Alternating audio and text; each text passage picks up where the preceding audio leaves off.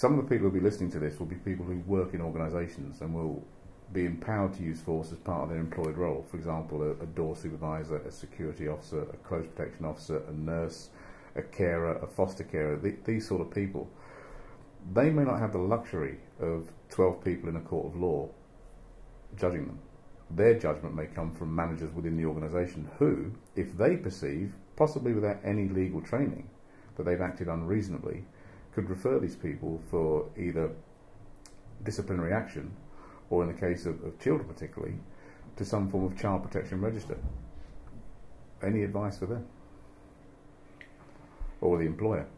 Yeah, I think my advice would first be directed at the employer, or could be relayed to the employer by any person who's employed and who has anxieties about this, that all employers should act within the law and should act reasonably. And if they don't, as soon as they step away from the law, then they're immediately open and vulnerable to being taken by.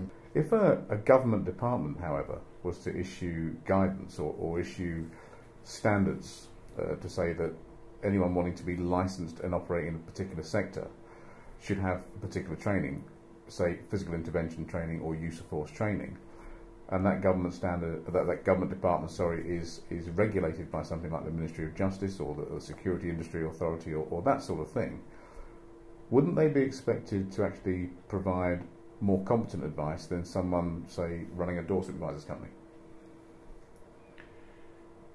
It would be expected to be of legal standard and above, where governments license authorities, agencies of various sorts.